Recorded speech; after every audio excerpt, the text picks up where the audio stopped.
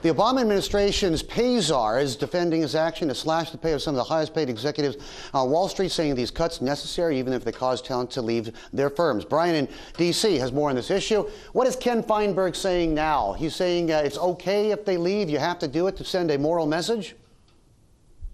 It's something like that. We haven't heard much from Ken Feinberg, at least we didn't in the days leading up to his decision. It seems we hear from him every day now. Today, the special master on pay striking back in his third speech in 2 weeks, telling an audience at the University of Maryland here in Washington that a 90% cut for the executives at 7 bailed out firms is necessary to help them pay back taxpayer funds, even if it causes some of their top talent to leave. Of course, there's a risk.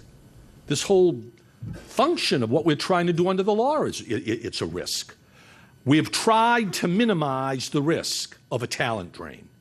There is nothing more important in our mandate than making sure these companies thrive so that the taxpayer gets their money back. Now, Feinberg continued to repeat that he has no authority or interest in capping the pay at firms outside the 7 companies, which include Bank of America, Citibank, AIG, and others. But he repeated that his cuts would serve as a valuable model for the rest of Wall Street. Now, that's just a suggestion coming from Feinberg because he doesn't have any authority at other firms. But at a speech at the very same event, Federal Reserve Governor Dan Tarullo indicating that his agency could actually mandate pay structure for parts of the private sector. We will have to build on these principles that we have set forth.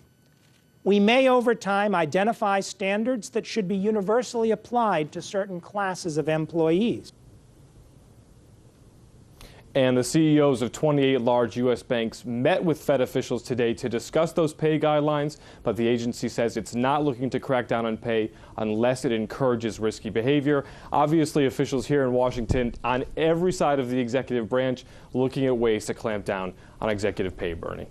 And he's not done, is he? Feinberg's not done. Apparently, he's got more guidelines and more edicts to hand down, and it doesn't just stop at the very top echelon, but is going to move down the food chain. Yeah, you got it, Bernie. His cuts 10 days ago only applied to the top 25 executives at each company. He still has to make a decision on the top 26 to 100 paid employees at each firm. He says those cuts are going to come before year's end, and a revised 2010 package for all of these executives could come sometime in the first quarter of next year. So we're going to be talking about the pay czar for quite some time, Bernie. Thanks for your insight.